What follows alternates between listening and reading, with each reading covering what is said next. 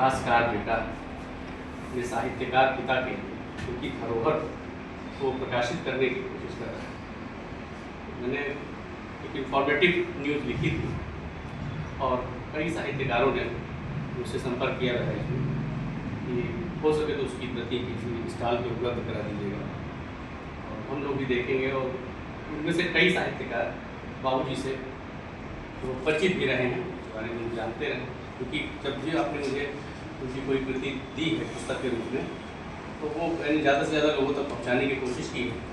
कभी उसका रिव्यू लिख करके या कभी उसके बारे में चर्चा करके, और कुछ कृतियाँ जैसे जिन्होंने कभी हमें 2-4 की संख्या में दी तो वो मैंने यहाँ के लोगों को उपलब्ध कराया।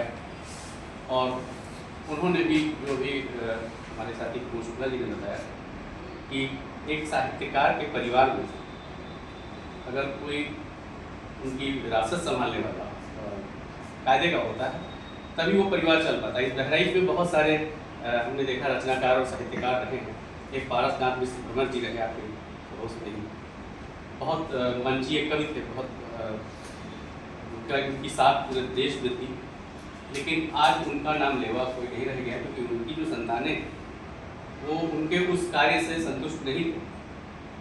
और जिसमें पंचवटी होटल है यही उनका घर हुआ करता था। उनकी कुछ रचनाएं कभी कभी उनका जन्मदिन वगैरह होता है तो हम लोग लिख दिया करते हैं समाचार पत्रों में कि आज पारसनाथ मिश्र भ्रमर जी की जयंती है। और उन्होंने एक रचना लिखी थी कि मेरे दोस्त मेरी चिता उस जगह जलाना जहाँ दुश्मनों तक को कोई आस रखना है। बड़े संवेदनशील थे, लेकिन कहीं कोई उनको वो सौभाग्य नहीं प्राप्त हुआ जो बाबूजी सत्यव्रत सिंह को प्राप्त हुआ।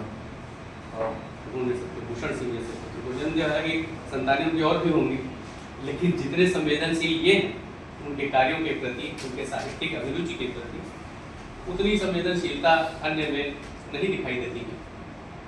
और भी बहुत सारे साहित्यकार रहे हैं और जिस तरीके से उनकी साहित्यिक यात्रा को सत्यभूषण जी आगे बढ़ा रहे हैं, हमारी शुभकामनाएं हैं। और जो भी मेरे स्तर पर सहयोग होगा करने के लिए समझ मैं सत्यभूषण सर का आभार व्यक्त करता हूँ। मुझे इस पुनीत कार्य के लिए आमंत्रित किया आपने, और जो अगली पुस्तक आएगी उस पुस्तक की भूमिका लिखने का जो दायित्व सौंपा है उसके लिए भी आभार प्रकट करता हूँ। आदरणीय सचिव सर, आदरणीय राजेश्वर सर, आदरणीय प्रमोद सर, पाठी सर, सभी उपस्थित गुरुजनों को मैं प्रणाम करता हूँ, अभिनंदन करता हूँ। वास्तव में साहित्यकार जब कोई रचना करता है तो वह अपने लिए नहीं करता, वह पाठक के लिए करता है। और जब वह रचना पाठक तक ना पहुँच पाए तो उसके रचना कर्म का मूल्यांकन नहीं होता। तो यह जो गुरुतर दायित्व सत्यभूषण सर ने उठाया है कि साहित्यकार की रचना को पाठक तक पहुंचाया जाए, यह बहुत ही महत्वपूर्ण दायित्व है और ये निश्चित प्रशंसा के पात्र हैं। संयोग से मैं एक बार सत्यभूषण सर के गांव गुथिया में बारात गया था, तो सत्यभूषण सर से पूछा मैं कि गुथिया कहाँ है, तो बताया कि ये तो मेरा ही गाँव है। मैं कहा यहाँ बारात आ रहा हूँ। तो उन्होंने अपने घर बहुत स्नेहपूर्वक आमंत्रित किया मुझे, और आमंत्रित किया तो मैं उस स्नेह को टाल भी नहीं पाया। मैं समय निकाल के वहाँ गया और सत्यव्रत सर की पुस्तक हमें आपने भेंट भी किया, प्रतिनिधि कविताएँ थी।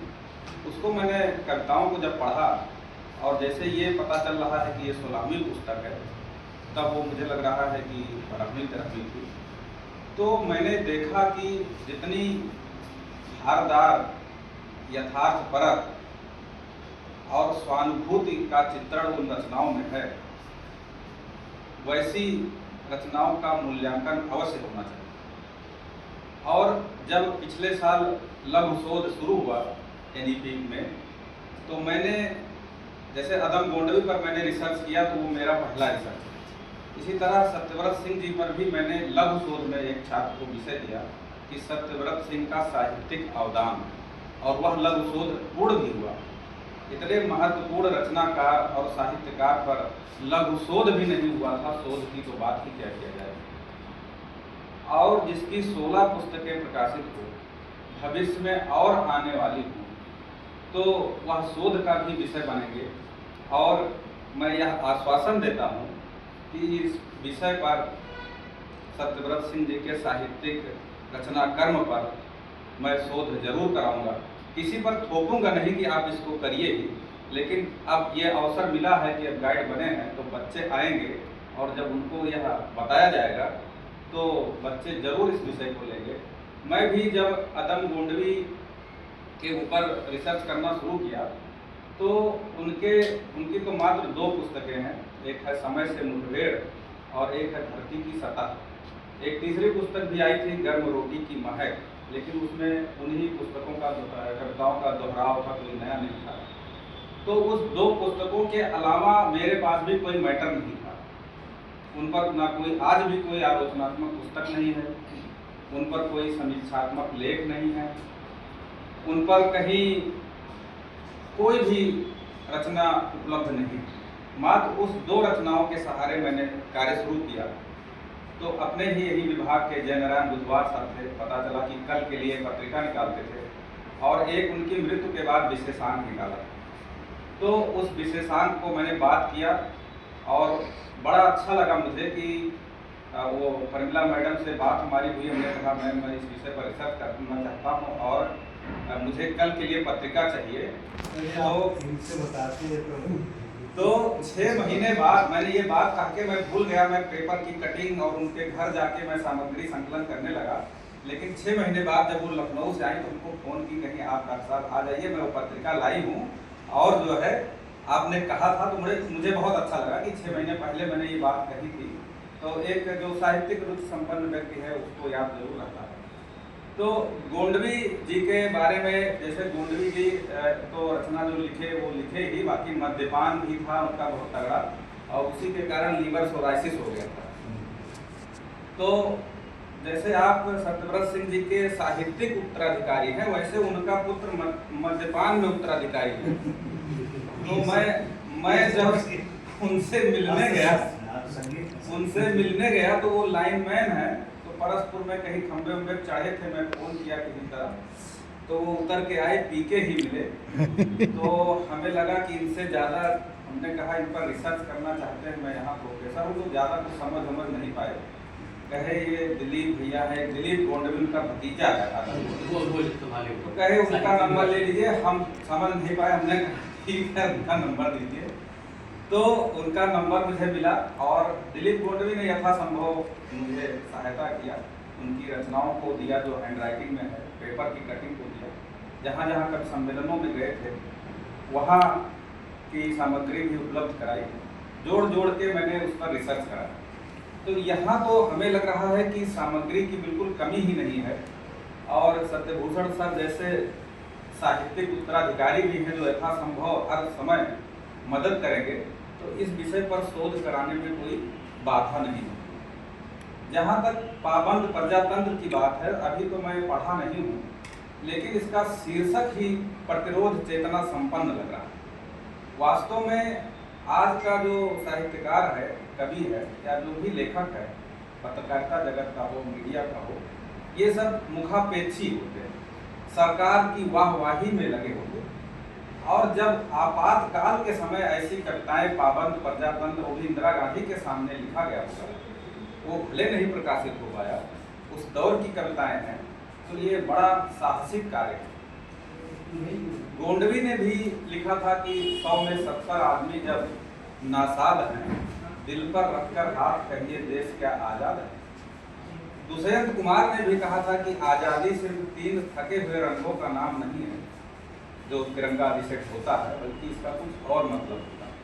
तो मुझे लग रहा है इन कविताओं को जब पढ़ेंगे तो उस समय की, क्योंकि हम तो पैदा भी नहीं हुए थे 75 में, लेकिन उस दौर के राजनीतिक परिवेश को भी जानने का मौका मिलेगा और ऐसे प्रतिरोध चेतना संपन्न साहित्यकार को भी समझने का मौका मिलेगा। शेष पढ़ने के बाद हम कुछ बोल पाएंगे उस पर। आप लोगों का बहुत बहुत आभार।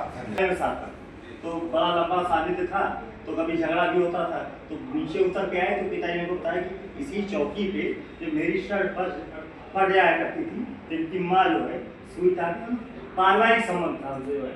फिर उनके पुत्र हैं रोमी शिवराज मुतारा, वो बड़ा नाम हिंदुस्तान में कमा रहे हैं, उनके पुत्र ही हैं। वो रहते हैं शायद यहाँ इंदिरा नगर में। लेकिन वो जो जीवन था बिल्कुल लेनिन कट दाढ़ी, अच्छा देखने में बड़े पुरुष लगते थे। हाँ, हमारे कैसेट में वो सुनते था नहीं आए, विचार से बमपंथी थे, नुक्कड़ नाटक वगैरह करते थे जो है। तो एक दिक्कत ये होती है, साहित्य सेवा ही जो करता रहता है, आर्थिक समस्याएं आने पर तरह तरह के समझौते करने पड़ते हैं। पिताजी के साथ कम से कम ये नहीं रहा कि समझौते नहीं करने पड़ेगी, वो पुरस्कार मिल रहा है तो उसके लिए कविता लिख दो। जैसे वो रहता ना कि चारों भाट की तरह, तो कहाँ भी उनको मुद्रा थे, कहीं नौकरी कर लिया होता तुमने, तो ये भाट गिरी न करते, नाम लेके कहा कहीं नेताओं को, जो चारों भाट बने घूम रहे हो तुम, ये कहा तुमको लगे तो चुप रहे। तो ये बोलते थे पिताजी के सामने जो है, बड़ा रिस्पेक्ट देते बोलते थे। तो वो एक संस्मरण है कि मुद्रा राक्षस पिताजी के समान 1-1.5-2 घंटे हमने सुना है कि किस तरीके से बैठ के, और मुद्रा राक्षस में बड़ा नाम होता है, लेकिन वास्तव में आर्थिक दृष्टि से वो स्थिरता जीवन में नहीं आ पाई। और अर्थयुग है, इसमें तो निश्चित रूप से डॉक्टर शंभुनाथ सिंह की कविताएं मैंने सुनी है, ये चूंकि प्रोफेसर थे, समय की शिला पे मधुर चित्र कितने, तो वो स्वर जो है प्रोफेसर वाला, स्थिरता है जीवन में तो सर अलग होता है। और केवल ये है कि कवि सम्मेलन में भाग लेते हुए कंप्रोमाइज करना पड़ता है, रातें खराब करनी पड़ती हैं, बहुत कुछ समस्याएं जीवन की झेलनी पड़ती हैं। अगले वक्ता के रूप में हमारे जेपी तिवारी जी हैं, हालांकि सभी को नाम। सबसे पहले मैं धन्यवाद व्यक्त करना चाहूँगा सदभूषण सिंह सर का, जिन्होंने हमको इस ओकेजन पे बुलाया, और जो कि इस विषय पे, और आपके पिताजी को जहाँ तक नाम की बात है, तो उनका नाम पहले भी मैं मोड़ा में जो आपने बताया BSK के रूप में वहाँ रहे हैं, मैं सुन चुका हूँ। और जहाँ तक शीर्षक की बात है, पाबंद प्रजातंत्र, और जब हमने ज्वाइन किया यहाँ इस इंस्टीट्यूशन में, तो पता नहीं कोई ओकेजन था 15 जनवरी या 15 अगस्त या 26 जनवरी का, सर बोल रहे थे, और जहाँ तक मुझे याद है यही वर्ड था प्रजातंत्र। एक हमारे सर है उन्होंने यूज़ किया, तो सर ने आपत्ति जताई थी कि उनको इस शब्द पे जो है प्रजातंत्र, जहाँ राजा होगा वहाँ प्रजा होगी, क्योंकि लोकतंत्र है, जनतंत्र है, तो इस शब्द पे सर ने आपत्ति जताई थी। तो जब मैंने इसका टाइटल देखा तो सबसे पहले हमें सर की याद आई कि क्या इसका टाइटल बेटर वे में लोकतंत्र जनतंत्र हो सकता था, तो अगर होता तो हमें लग रहा हो सकता है थोड़ा सा बेहतर। चर्चाएं, इस तरह की गोष्ठियाँ और ऐसे ऐसे लोगों को बुलाते रहते हैं कि तमाम आज के झंझावात में पिछले दौर में लौटने का समय मिलता है। राजेश्वर जी, हमेशा जब आवश्यकता होती है हमें कुछ दर्शन से संबंधित चीज़ें जानने, हम लोग याद करते रहते हैं। और पत्रकारिता के साथ साथ मुझे अवसर मिला था शुक्ला जी के विदाई समारोह में पुलिस कार्यालय में, तो वहाँ फिर साहित्य के बारे में इनकी जितनी यात्रा है वो जानने का पहली बार हुआ। पत्रकारिता से पूर्व आप साहित्य से कितना जुड़े रहे और कहाँ होना चाहिए वहाँ नहीं गए, यहाँ आ गए, तो इनकी यात्रा भी इस तरह से रही है। तो आप जैसी विभूतियों के बीच उनकी चर्चा सुनने के बाद मेरे लिए कहने के लिए कुछ ज़्यादा रह नहीं जाता, लेकिन मैं इतना जरूर जानता हूँ कि उस इमरजेंसी को मैंने देखा है। उस अवस्था में आप भी थे, शुक्ला जी संभवतः रहे होंगे। तो उस काल में मैं पोस्ट ग्रेजुएशन कर रहा था RBS कॉलेज आगरा से, जब इमरजेंसी लगी 74 से 76 तक। मैं 74 से 76 तक था, तो वही था, हासिल रहता था। तब ये सूचना मिली तो ये तो था कि कुछ बहुत बड़ी चीज़ हो गई है। कुछ लोगों ने कहा, कई लोग तो जो हॉस्टल में तो घर के लिए रवाना हो गए कि आगे पता नहीं क्या होने वाला है, पहले घर चले जाएं, सब कुछ ठीक होगा तब आएंगे। हम लोग दूर थे तो हाथ भी पाए, उस समय इतनी दूरी भी बहुत लगती थी। लेकिन हम सब विद्यार्थियों के बीच में जो आपने बताया कि कुछ चीज़ें बहुत अच्छी लगती थी। अगले बार से जब हम लोग जाते थे कॉलेज में कक्षाओं में कोई टीसी लेने, तो जितने बाबू हैं, कार्यालय हैं, कर्मचारी हैं, सब बावर्दी में, वहाँ सबकी अलग अलग ड्रेस थी। बाबुओं की भी ड्रेस थी उस कॉलेज में, चपरासियों की भी ड्रेस थी, लोग मूल जुलूल रहते थे, सब एकदम डिसिप्लिन में दिखाई पड़ने लगे। कक्षाओं को पढ़ाने का जो समय सीमा थी उससे कम या देर से आने जाने की, तब ये सब बायोमेट्रिक वगैरह नहीं थी, लेकिन वो कुछ हवा में ऐसा था, वातावरण में भय व्याप्त था। ट्रेनें, आप पोस्ट ऑफिस, स्टेट बैंक चले जाइए तो 10 बजे तो कोई बाबू आता नहीं था, 11 बजे आते थे तो बाहर पान दुकान पर पान खा रहे हैं बाबूजी, चाय पी रहे हैं, कभी पूछो कब आएंगे, अब कहीं हैं बाहर, अभी आएंगे। और उस दिन के बाद 10 बजे कार्यालय बैंक है तो 9:45 बजे लोग पहुंच जाते थे कि 10 बजे की अपनी सीट पर बैठ जाए। तो ये सब तमाम चीज़ें ठीक भी हुई। और उसी दौर में मैं लौट के जब विद्यालय में आया तो उसका खराब पक्ष भी देखा। JB सिंह जी जो उस समय के प्राचार्य थे, आप बैठ गए, JB सिंह प्राचार्य थे, उनके 6-7 बच्चे हो चुके थे और छोटा बच्चा भी उनका हमें लगता है 20 साल से ऊपर का ही रहा होगा। और उनको भी नोटिस आया था कि नसबंदी करा के आइए, जेल जाना पड़ेगा। उसमें एक विकल्प ये दिया गया था कि अगर आप स्वयं न करा सकें किसी वजह से तो आप केस दीजिए, और एक की जगह 2 दीजिए, आप कराएंगे तो 2 पकड़ के लाइए।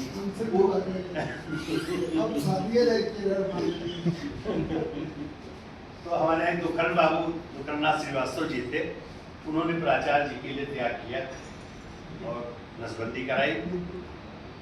एक कोई उनके यहाँ आता था गाय भैंस चराने, तो उससे कोई तय किए पैसा दे करके, वो बताया उसके हाथ औलाद कोई नहीं है, बुजुर्ग हो रहा है, तो एक आदमी वहाँ से पकड़ा गया। तो ये सब चीज़ें थी, लेकिन जो उसके बिंदु थे उस समय के 20 सूत्री कार्यक्रम इंदिरा जी के थे। सूत्र आपको याद होंगे प्रमोद जी को, सूत्र मैं भूल गया, सूत्र सब बहुत अच्छे थे। इमरजेंसी में जो प्लान बताया गया था कि ये चीज़ें होनी है, वो सब अच्छी थी और अच्छी हो भी रही थी। और संजय, उससे ज़्यादा भय जो था संजय गांधी का, आगरा में वही देखा मैं आपको बताना चाहता हूँ कि उनका भय ऐसा था, उनका 5 सूत्री कार्यक्रम था, बच्चे कम पैदा करो, पेड़ लगाओ, सफाई, ये जो मोदी जी वाला सफाई अभियान जो सब था, ये सब चीज़ें थी। तो आगरा का स्वरूप जब मैंने देखा था, गलियों वाला शहर, भीड़ भाड़ वाला शहर, रास्ता चलना मुश्किल था, इतना ट्रैफिक था। इमरजेंसी लगने के 15-20 दिन बाद देखा आसपास के जो बड़े बड़े चौराहे, बड़े बड़े मार्केट थे, बड़े बड़े बुलडोजर चलते हुए ढहाते हुए जा रहे हैं, और उसमें चाहे मस्जिद है, चाहे मजार है, चाहे कुछ है, और कहीं से प्रतिरोध की कोई आवाज़ नहीं, कोई खड़ा होने वाला नहीं था। किसी का घर गिरा दो, कोई मस्जिद गिरा दो। हम सब लोग 4-6 विद्यार्थी, जब सुना गया कि दिल्ली में जामा मस्जिद के आसपास सफाई और तोड़ाई हो रही है, तो अब वो मतलब क्योंकि वो थोड़ा राजनीतिक हो जाएगा, वो कहना ठीक नहीं है। कुछ विचारधारा के बच्चों ने कहा कि चलो उनको दिल्ली घुमाते हैं, और उस समय हम भी पढ़ते थे, विद्यार्थी थे, तो आगरा से दिल्ली जाने के लिए टिकट नहीं देना पड़ता, ये बताना पड़ता था, वो RBS कॉलेज। तो यहाँ कोई पूछता था ना वहाँ। तो एक नाम बड़ा सुना होगा आप सबने, रुखसाना सुल्ताना का। वो बहुत सुंदर भी थी और पर्सनालिटी वैसे ही, चश्मा लगा करके। वो संजय गांधी की दूध की तरह से आगरा में भी तोड़फोड़ कराने आई थी। मुस्लिम थी, वो खड़ी रहती थी और अपने सामने सारा कार्य होते, जिलाधिकारी और कमिश्नर और मंडलायुक्त उसको नमस्कार करने के लिए तरसते। वो दौर देखा है। और फिर 2-2.5 महीने बाद हॉस्टल में ही कुछ विद्यार्थियों ने पता नहीं कैसे किया कि साइक्लोस्टाइल करके पेपर निकाला, 2 पेज का 1 पन्ने का अखबार। उस समय एक साइक्लोस्टाइल मशीन आती है, उससे निकलता था। तो प्रातःकाल हॉस्टल में सबके दरवाजे के नीचे एक आ जाया करता था, सुबह चाहे 5 बजे पड़े तो दिख जाता था, किसी रात में किसी समय पहुंचाया जाता था। तो ऐसे तत्व जागरूक थे जो उस अवस्था में, हालांकि ये भी मैंने देखा कि बड़े बड़े राजनीतिक लोग, महारथी, नतमस्तक होकर के, परिस्थितियों से समझौता करके अपने आरामदायक जीवन में लौटे भी, लेकिन जिनको त्रासदी दी गई, बहुत भयंकर त्रासदी दी गई, अचानक घरों से लाद करके उठा करके, वो उसका पक्ष था। तो राजेश्वर जी ने बताया कि अच्छा बुरा पक्ष सभी था। कई सारे लोग जो इन सब चीज़ों से निष्प्रह रहते हैं, जिनको कोई मतलब नहीं होता, उनको लग रहा था कि ये दौर अच्छा है, कोई घूस नहीं मांगता है, किसी अधिकारी की हिम्मत नहीं कि तुम्हारी फाइल को एक दिन रोक दे। तो वो सब चीज़ें बहुत अच्छी भी रही। लेकिन साहित्य हो या आपका जो मीडिया हो, इसकी जबानें इस तरह से बंद थी कि आप कल्पना नहीं कर सकते। रातों रात बड़े बड़े प्रेस की बिजली काट दी गई। ये वो हमारी एक पन्ने के अखबार में सब खबरें आती थी, वो पता नहीं कैसे कहाँ से कलेक्ट करते थे। बाद में पता चला उसका आयोजन करने वाले एक बाबूलाल आर्य जी थे, जो बाद में हमारी यूनिवर्सिटी में भी रजिस्ट्रार होकर के आए। वो हमारे साथ पढ़ते थे, हॉस्टल में रहते थे, कानपुर यूनिवर्सिटी में भी रजिस्ट्रार रहे और यहाँ भी रजिस्ट्रार रहे। और एक भरतवीर सिंह जी थे, जो भूगोल के ही प्रोफेसर हुए बाद में वहाँ मैनपुरी में। तो ये सब योगदान और ये सब अवस्था मैंने देखी है, इसलिए मुझे लगा कि मुझे इसकी चर्चा करनी चाहिए। मैं प्रत्यक्षदर्शी हूँ और खूब समझदार हो गया था, पीजी कर रहा विद्यार्थी अपने दौर में उसने सब स्थिति देखी है। अपने अड़ोस पड़ोस में हमारा तो पूरा मोहल्ला राजनीतिक था। महेंद्र सिंह जी थे, जटाशंकर सिंह जी थे, और आगे बढ़िए रणवीर सिंह जी थे, तो तमाम दलों के धर्मपाल जी थे, सारे राजनीतिक क्षेत्रों का। इनके बीच उठने बैठने तरह तरह की चर्चाएं सुनने का अवसर मिलता था। तो उसमें यह है कि आपको पुलिस नहीं दिखाई पड़ती थी, आपको लग नहीं रहा था कोई आपके पास आ रहा है, लेकिन हवा में जैसे भय व्याप्त, ऐसा न हो कि अभी हमको बुलाने कोई आ जाए। और सब लोगों ने सारे प्रतिबंध अपने आप लगा रखे थे। तो उसकी वजह से चाहे सेवा कार्य हो, विद्यालय हो, अस्पताल हो, बैंक हो, पोस्ट ऑफिस हो, सारी कार्यालय हो, लोगों ने बुरी चीज़ों को त्याग कर दिया था। एक बड़े भय की आशंका में ये तमाम छोटे छोटे लालच लोगों के खत्म हो गए। ये तो दूसरा विषय ही आ गया, लेकिन सत्यभूषण जी कहाँ चले गए? सत्यभूषण जी को मैं कितनी बधाई दूँ, उतना कम है। ऐसे पुत्र प्राप्त होना ये पिता के लिए भी गौरव का विषय होता है। और चूँकि इतिहास के विद्यार्थी भी हैं, साहित्य ऐसी चीज है कि साहित्य के बाद केवल दर्शन रह जाता है। अब मैं साहित्य का विद्यार्थी हूँ, लेकिन मुझे लगता है कि जैसे कोई घटना होती है, अखबार में छपी तब तक वो घटना, और जब इतिहास के पुस्तक में दर्ज हो जाती है तो काफी समय तक पढ़ी जाती है। लेकिन उस घटना पर जब कोई साहित्य रचा जाता है तो वो कालातीत हो जाता है, उसके बाद वो दर्शन में शामिल होता है, फिर उसका समय से कोई आशय नहीं रहता। अब ये पाबंद प्रजातंत्र, पाबंद लोकतंत्र जो लिखा गया है, उस काल की केवल इसमें ऐसी स्मृतियां अच्छी बुरी नहीं संजोनी है, ये हर काल में ऐसी चीजें मौजूद हैं। इसमें जो चीज एक दूसरे रूप में लिखी जाती है, वो साहित्य में जब आ जाती है, तो ये परिस्थितियां हर काल में रहती हैं और लोग अलग अलग तरीके से उसे महसूस करते हैं। लोकतंत्र के बारे में इतना मैं और बताना चाहता हूँ, जो मैं दिन रात सुनता रहता हूँ, कि वास्तव में अब लोकतंत्र साहित्य और इतिहास की ही चीज़ है। वास्तविकता यह है कि दुनिया में अब कहीं लोकतंत्र नहीं, हम भारत की बात नहीं कर रहे, दुनिया में कहीं लोकतंत्र नहीं। सारे देशों, आप अच्छी खासी चुनी हुई सरकार बांग्लादेश की काम कर रही हो और किसी को नहीं पसंद है, इसलिए अंदर विद्रोह करा करके एक कठपुतली आदमी जो व्हाइट हाउस में नौकरी करता था, अनुवादक का काम करता था, उसको तुम राष्ट्राध्यक्ष बना दो। ऐसी सरकारें सारी दुनिया में चल रही हैं। दुनिया में जनता के द्वारा या जनतंत्र या जनता के द्वारा चुनी हुई सरकार अब बहुत रेयर रह गई है। एक राष्ट्रपति है कोलंबिया, वेनेजुएला सबने सुना होगा, दक्षिण अमेरिका का राष्ट्र है, कार्लोस लुइस, क्या नाम है पूरा बताएगा कोई भी, कार्लोस मादुरो, वो छिपा हुआ है, उसके खिलाफ तमाम सारे हत्या, तस्करी, ड्रग्स के केस है। वो राष्ट्रपति तब भी बना हुआ है। वहां के जो ड्रग के बड़े बड़े माफिया हैं, 20-25 माफियाओं का सरगना था, उन्होंने सारे वोट डलवा करके उसको राष्ट्रपति बना दिया। 20-25 माफियाओं का सरगना था, उन्होंने सारे वोट डलवा करके उसको राष्ट्रपति बना दिया। उस देश का राष्ट्रपति वही आदेश उसी का चलता है, लेकिन उसको कोई देख नहीं सकता। अंतर्राष्ट्रीय कोर्ट में मुकदमे चल रहे हैं, अमेरिका ने तय किया, जहां कहीं दिखेगा उसको मुड़ी मार डालेंगे। ऐसे भी लोकतंत्र है। एक ब्राजील का लोकतंत्र है, वो लूला डी सिल्वा कौन सा वहां का राष्ट्रपति हुआ है। अमेरिका दूसरे राष्ट्रपति को चुनाव लड़ा रहा था, वो हार गया। ये भावना हो गई कि ये तो अमेरिका का प्रतिनिधि है, वो हार गया, जनता ने भारी मतों से इसको जिता दिया। अब जनता के बारे में जितनी ये कानून लागू करता, अमेरिका लागू नहीं करने देता, तरह तरह से उनको प्रताड़ित करता, उनकी जुडिशरी को खरीद करके, वहाँ के साहित्यकारों को खरीद करके, वहाँ के जो पत्रकार हैं उनको खरीद करके उनके खिलाफ माहौल बनाया जा रहा है। तो इस तरह से दुनिया भर में लोकतंत्र बड़ी खतरे की अवस्था में है। जो विश्व शक्तियां हैं, अब दुनिया में वास्तव में गुंडागर्दी का ही राज्य है। मोदी का भाषण कुछ दिन पहले दक्षिण भारत में बंगलौर में कहीं दे रहे थे, जहां उन्होंने कहा था मुझे व्यक्तिगत क्षति हो सकती है। मैंने उनका चेहरा रीड किया था कि वास्तव में उनके अंदर भय है। ये जो फैसला लिया है हमने अमेरिका के खिलाफ, रूस से तेल लेने का,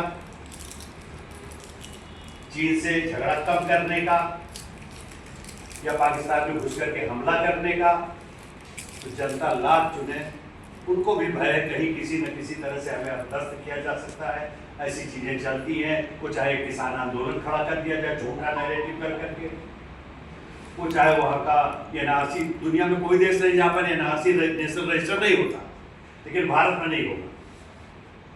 भारत में मतदाता अगर वेरीफाई किया जाए कि ये है भी कि नहीं है, तो उसके खिलाफ ऐसे ही आंदोलन खड़ा करके ये भय उनके चेहरे पे दिख रहा था।